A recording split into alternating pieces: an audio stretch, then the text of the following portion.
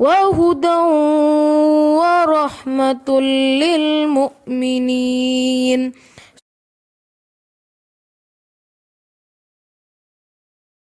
اعوذ باللہ من الشیطان الرجیم، بسم اللہ الرحمن الرحیم۔ آیت نمبر 151، اس میں اللہ سبحانہ و تعالیٰ رسول صلی اللہ علیہ وآلہ وسلم کے بارے میں ہمیں بتائیں گے، اور اس آیت کو ہم کچھ پارٹس میں کر کے ڈیوائیڈ کر لیں گے، تو آہستہ آہستہ پھر اس آیت کو ہم سمجھیں گے انشاءاللہ تعالیٰ۔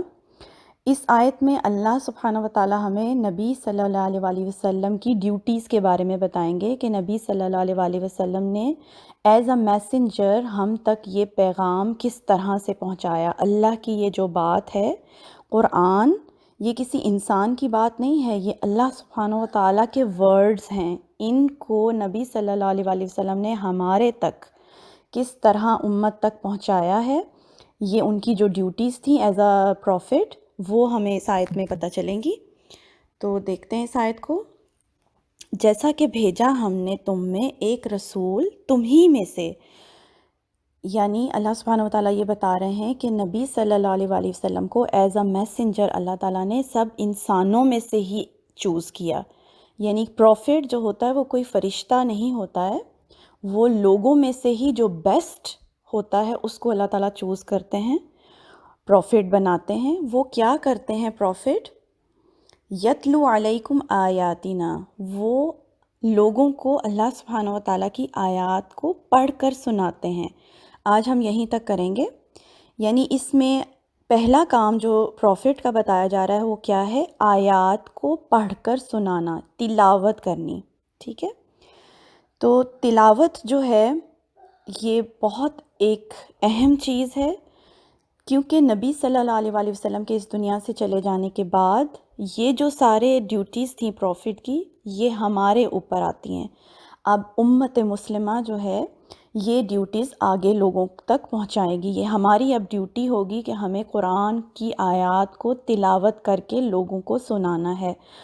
جیسا کہ ہم نے پہلے آیت میں پڑھا تھا نا کہ اللہ نے اس امت کو امت وسط بنایا ہے، یہ امت ایک برج کی طرح ہے۔ اب پروفٹ کی بات، اللہ کی بات لوگوں تک پہنچانے کے لیے اب ہمیں کام کرنا ہے۔ تو سب سے پہلے تو ہم سب کو اپنی ذمہ داری کے بارے میں پتہ ہونا چاہیے۔ آپ، میں، ہم سب یہ دیکھیں کہ ہم اس دنیا میں کس مقصد کے لیے زندگی گزار رہے ہیں۔ ہر انسان کی کچھ ڈیوٹیز ہوتی ہیں، اور ایز اے پرسن ہم لوگوں کی کچھ ڈیوٹیز ہیں جو کہ کیا ہیں؟ اگر آپ بیٹی ہیں یا بیٹا ہیں تو آپ کی کچھ ڈیوٹیز ہیں آپ کے پیرنٹس کی طرف، کچھ ڈیوٹیز ہیں پھر کل کو آپ پیرنٹس بنیں گے، آپ کی کچھ ڈیوٹیز آپ کے بچوں کی طرف۔ یہ ہماری ذمہ داریاں ہیں پرسنل۔ کچھ ہمارے اوپر ذمہ داریاں آتی ہیں ایز اے امت، ایز اے نیشن۔ ہم لوگوں کی کیا ذمہ داری ہے کہ ہمیں اللہ کی بات کو دوسرے لوگوں تک پہنچانا ہے۔ یہ بالکل ایسے ہے، میں آپ کو ایک ایگزامپل دیتی ہوں کہ اگر کوئی بھی انسان، وہ آپ کا کوئی فرینڈ نہیں ہے، آپ اس جاننے والا نہیں ہے، لیکن اگر وہ کسی آگ کے گڑھے کے کنارے پر کھڑا ہے، آپ اگر دیکھتے ہیں کہ کوئی آدمی، کوئی بھی آپ دیکھیں کسی کو کہ وہ ایک ایسی جگہ کھڑا ہے کہ وہاں سے وہ آگ میں گرنے والا ہے، تو ایز اے انسان کیا ہمارا دل کرے گا سب سے پہلے کہ جا کے ہم اس کو پکڑ لیں، ہم اس کو بچا لیں؟ ایسے ہی ہوگا نا، ہم اس کو بچانا چاہیں گے۔ تو یہ بالکل ایسے ہی ہے کہ جن لوگوں تک اللہ کی بات نہیں پہنچی ہے وہ آگ کے کنارے پر کھڑے ہیں، جہنم کی آگ کے کنارے پر کھڑے ہیں۔ تو یہی لوگ، اگر ہم ان کو اپنا یہ جو قرآن ہے یہ نہیں پہنچائیں گے تو یہ کل کو ہمارے خلاف گواہی دیں گے کہ وہ اللہ کو کہیں گے کہ ان لوگوں نے، یہ خود قرآن پڑھتے تھے مسلمان، لیکن انہوں نے ہمیں پڑھ کے نہیں سنایا۔ تو اس لیے ایز اے امت ہم لوگوں کی یہ ایک رسپانسبلٹی ہے کہ ہمیں سب سے پہلے تو خود سے قرآن کی تلاوت کرنی آنی چاہیے۔ قرآن کی تلاوت کرنے کا حق کیا ہے؟ کہ اس کو صحیح طریقے کے ساتھ پڑھا جائے۔ ہم میں سے بہت سے لوگ ہیں جو قرآن کو پڑھتے ہیں مگر صحیح طریقے کے ساتھ پڑھنا نہیں جانتے ہیں۔ صحیح طریقے کے ساتھ قرآن کو پڑھنا سیکھنا سب سے پہلے بہت ضروری ہے۔ یہ بھی ہماری رسپانسبلٹی ہے کہ ایز اے مسلم ہمیں قرآن کو صحیح طریقے کے ساتھ پڑھنا آنا چاہیے، کیونکہ یہ عربی زبان کے اندر ہے اور ہماری یہ زبان نہیں ہے، تو اس کو اس زبان کے اندر ہی سیکھنا پڑے گا۔ جہاں لمبا کرنا ہے وہاں لمبا کریں، جہاں چھوٹا کرنا ہے چھوٹا کریں، ان کے مخارج کیا ہیں، ان کو الفاظ کو ادا کرنے کا طریقہ کیا ہے، کیونکہ یہ عام الفاظ نہیں ہیں، یہ اللہ سبحانہ و تعالیٰ کے الفاظ ہیں، تو ان کو صحیح طریقے کے ساتھ پڑھنا آنا چاہیے۔ پہلی تو ہماری رسپانسبلٹی یہ ہے کہ ہم اس کو صحیح طریقے کے ساتھ پڑھنا شروع کریں۔ اس کے بعد پھر ہماری جو سیکنڈ ڈیوٹی ہے وہ یہ ہے کہ ہم ان آیات کو پڑھ کر سنائیں۔ نبی صلی اللہ علیہ وآلہ وسلم تک یہ قرآن لکھا ہوا نہیں آیا تھا، حضرت جبرائیل علیہ السلام نے پڑھ کر نبی صلی اللہ علیہ وآلہ وسلم کو سکھایا۔ نبی صلی اللہ علیہ وآلہ وسلم نے اس کو پڑھ کر لوگوں کو سنایا۔ وہاں اس وقت لکھا نہیں جاتا تھا قرآن، نبی صلی اللہ علیہ وسلم نے کیسے لوگوں کو سکھایا؟ پڑھ کر دکھایا، پڑھ کر سنایا۔ اسی طرح جو فرسٹ کام ہم کریں گے وہ یہ کریں گے کہ ہم اس کو پڑھ کر سنائیں گے، اور آیات کی تلاوت کرنے کا حق یہ ہے کہ اس کو صحیح طریقے کے ساتھ پڑھنا آنا چاہیے، پھر ہم ان کی آیات کی تلاوت کر کے دوسروں کو سنائیں، یہ آیات لوگوں تک پہنچائیں، اور بحیثیت امت ہمارا جو ایک ذمہ داری ہے اس کو ہم یہ پورا کریں۔ ٹھیک ہے، انشاءاللہ تعالیٰ میں نے آپ کو 5 منٹس کا کہا تھا، تو چونکہ یہ آیت لمبی ہے اور امپورٹنٹ ہے تو ہم اس کو سلولی کر کے پارٹس میں ڈیوائڈ کر دیں گے۔ تو اس کا first part, as a prophet نبی صلی اللہ علیہ وسلم کی پہلی ڈیوٹی کیا تھی؟ لوگوں کو آیات تلاوت کر کے سنائیں، پڑھ کے سنائیں، اور نبی صلی اللہ علیہ وآلہ وسلم کے بعد اب یہ ڈیوٹی ہماری ہے، آپ کی اور میری یہ ڈیوٹی ہے کہ ہم ان آیات کو پڑھ کر لوگوں کو سنائیں، اور پڑھ کر سنانے کے لیے سب سے پہلے ہمیں خود سے اس کو صحیح طریقے کے ساتھ پڑھنا آنا چاہیے۔ تو ہم سب لوگ اس چیز کو چیک کریں کہ کیا میں قرآن کو صحیح تلفظ کے ساتھ، مخارج کے ساتھ اور اچھی تجوید کے ساتھ پڑھنا جانتی ہوں، اور اگر ہم اس میں کمزور ہیں تو پہلے مرحلے پہ ہمیں اپنی قرآن کی تلاوت کو بہتر بنانا ہے انشاءاللہ تعالیٰ۔ ٹھیک ہے، آج یہاں تک رہنے دیتے ہیں، پھر انشاءاللہ ویکینڈ گزر جائے گا، پھر ہم آگے چلیں گے اسی آیت پہ۔ سبحانک اللہم و بحمدک، اشہد ان لا الہ الا انت، استغفرک و اتوب الیک۔ اعوذ باللہ من الشیطان الرجیم، بسم اللہ الرحمن الرحیم۔ آیت 151 ہم نے پڑھا کہ اللہ سبحانہ و تعالیٰ نے تمہارے اندر ایک رسول بھیجا جس نے تمہیں تعلیم دی قرآن کی، اور اس نے کن سٹیپس کے ساتھ تعلیم دی؟ اس نے سب سے پہلے تمہیں میری آیات پڑھ کر سنائی۔ تو تعلیم دینے کے لیے سب سے پہلا کام کیا ہوتا ہے کہ آیات کو، اللہ کے کلام کو پڑھ کر سنایا جائے، تلاوت کر کے سنایا جائے۔ پھر دوسرے نمبر پہ وَيُزَكِّيكُمْ، اور پھر تمہارا تزکیہ کیا۔ تزکیہ کہتے ہیں پاک کرنے کو، صاف کرنا، جیسے آپ اپنی ٹرمز میں کہیں گے صاف ستھرا کرنا۔ اس کی اگزامپل بالکل ایسے ہے کہ جب آپ گھر میں کوئی نئی چیز لے کر آتے ہیں، کوئی ڈیکوریشن کی چیز لے کر آتے ہیں، تو پہلے جس جگہ آپ نے اس کو رکھنا ہوتا ہے اس جگہ کو صاف کرتے ہیں نا، پہلے صفائی کرتے ہیں، پھر نئی چیز کو لا کے وہاں پر ڈیکوریٹ کرتے ہیں۔ تو اسی طرح سے جب قرآن ہمارے اندر آئے گا، ہمارے دل میں جائے گا، ہماری زندگی میں آئے گا، عمل میں آئے گا، تو اس کے آنے سے پہلے ہمیں کچھ بری چیزوں کو صاف کرنا ہوگا۔ یہ بالکل اس کی اگزامپل ایسے ہے جیسے ہم اپنے جسم کی صفائی کرتے ہیں نا، اس کو صاف کرتے ہیں، دھوتے ہیں، پھر اس کے بعد اس پہ کپڑے پہنتے ہیں، خوشبو لگاتے ہیں۔ اسی طرح سے ہمیں اپنے دلوں کو اور ان سائڈ جو ہماری نفس ہے ہمارا، اس کو صاف کرنے کی ضرورت ہوتی ہے۔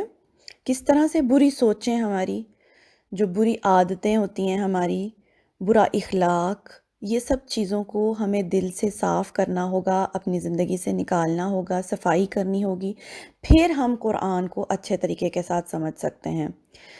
یہ بالکل ایسے ہی ہے جیسے اگر سٹور روم میں جیسے آپ کا ہوتا ہے، اس میں بہت سامان، جب اوور لوڈڈ ہو جاتا ہے سامان، تو اس میں کوئی جگہ نہیں رہتی کہ آپ اس میں کوئی نیا سامان ڈال سکیں۔ اسی طرح سے اگر آپ کی زندگی میں یہ سب برائیاں ہیں، آپ کا اخلاق اچھا نہیں ہے، اور یہ سب کے اندر ہوتا ہے، یہ بہت نیچرل ہوتا ہے، بری عادتیں ہوتی ہیں کچھ انسان کی، تو ان سب چیزوں کی صفائی کرنی پڑے گی تاکہ ہمیں قرآن اچھے طریقے کے ساتھ سمجھ میں آئے۔ اور نبی صلی اللہ علیہ وآلہ وسلم نے اس دنیا میں آگے لوگوں کو ہیلپ کیا یہ بری عادتیں چھوڑنے میں۔ اس کے بعد کیا کیا نبی صلی اللہ علیہ وآلہ وسلم نے؟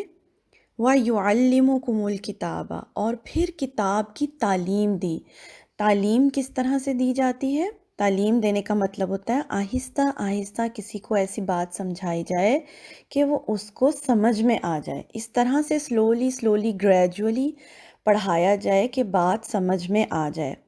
اور یہ اس کی ایک ایگزامپل میں آپ کو دیتی ہوں کہ جیسے ایک کھانا ہوتا ہے، پلیٹ میں جب آپ کھانا لیتے ہیں تو اس کو ایک ایک نوالا، ایک ایک لقمہ کر کے کھاتے ہیں نا۔ ایسے تو نہیں ہوتا کہ ساری کی ساری پلیٹ آپ ایک دم سے اپنے اندر کر لیں۔ اگر ایسے کریں گے تو کیا ہوگا، وہ ساری کی ساری وامٹ ہو جائے گی کھانا، اگر ایک دم سے سارا آپ اندر ڈالیں گے تو اس لیے سلولی آپ کھانا کھاتے ہیں۔ اسی طرح تعلیم دی جاتی ہے، آہستہ آہستہ پڑھایا جاتا ہے، اور اسی رول سے ہم انشاءاللہ تعالیٰ اس گروپ کو لے کر چلیں گے کہ ون بائی ون کر کے آیات پڑھتے جائیں سلولی۔ دیکھیں نبی صلی اللہ علیہ وآلہ وسلم نے 23 ایئرز میں 23 سال کے عرصے میں قرآن کی تعلیم لوگوں کو دی۔ سلولی قرآن آیا، اور پھر سلولی نبی صلی اللہ علیہ وآلہ وسلم نے لوگوں کی تعلیم دی، پڑھ کر سنایا آیات کو، ان کا تزکیہ کیا، ان کو ہیلپ کی کہ وہ پہلی والی پرانی بری عادتوں کو چھوڑیں، اور پھر نئی جو قرآن ہمیں سکھا رہا ہے ہمارے عمل میں وہ تبدیلی لائیں، ان کو ہیلپ کیا۔ 23 سال لگے ان کو اس سارے پروسیس میں۔ تو ہم بھی قرآن کو سلولی پڑھیں گے، سمجھتے جائیں گے، اور انشاءاللہ تعالیٰ ایک دن ہمیں قرآن سمجھ میں آئے گا، ہمارے عمل کے اندر آ جائے گا۔ تو ایک حدیث بھی ہے کہ نبی صلی اللہ علیہ وآلہ وسلم نے فرمایا ہے کہ تم میں سے بہترین انسان وہ ہے جو قرآن کو سیکھے اور سکھائے، یعنی وہ سب دنیا کے لوگوں میں سے اللہ کے نزدیک سب سے بیسٹ پرسن وہ ہے جو قرآن کو سیکھتا ہے اور دوسروں کو سکھاتا ہے۔ تو یہ جو تعلیم قرآن کی سیکھنا اور اس کو تعلیم دینا لوگوں کو، یہ بہت بہترین کاموں میں سے ہیں، اور اللہ سے دعا ہے کہ اللہ تعالیٰ، اللہ سبحانہ و تعالیٰ یہ آپ لوگوں کے ذریعے سے بہت سارے لوگوں کو اللہ سکھائیں قرآن، اور آپ کے ذریعے سے بہت سارے لوگوں کو ہدایت ملے۔ آمین ثم آمین۔ ٹھیک ہے، آئی ہوپ کہ یہاں تک آیت سمجھ آ گئی ہوگی۔ نیکسٹ اسٹیپ پہ انشاءاللہ کل چلیں گے۔ سبحانک اللہم و بحمدک، اشہد ان لا الہ الا انت، استغفرک و اتوب الیک۔ اعوذ باللہ من الشیطان الرجیم، بسم اللہ الرحمن الرحیم۔ آیت 151 ہم پڑھ رہے تھے کہ نبی صلی اللہ علیہ وآلہ وسلم نے کس طرح سے تعلیم دی، ہمیں آیات پڑھ کر سنائیں، ہمارا تزکیہ کیا، ہمیں کتاب کی تعلیم دی۔ اب آگے ہے والحکمت، اور ہمیں حکمت سکھائی۔ حکمت کیا ہوتی ہے؟ سمجھداری، اس کو کہیں گے وزڈم، یعنی علم کے مطابق عمل کیسے کیا جائے۔ جیسے کوئی چیز ہم نے پڑھی ہے، سیکھی ہے، ہمارے پاس اس کی نالج ہے، لیکن ہم اس کو کیسے اپنی لائف میں امپلیمنٹ کریں گے، ہم اس کے اوپر کیسے عمل کریں گے اپنی زندگی کے اندر، اس کو حکمت کہا جاتا ہے۔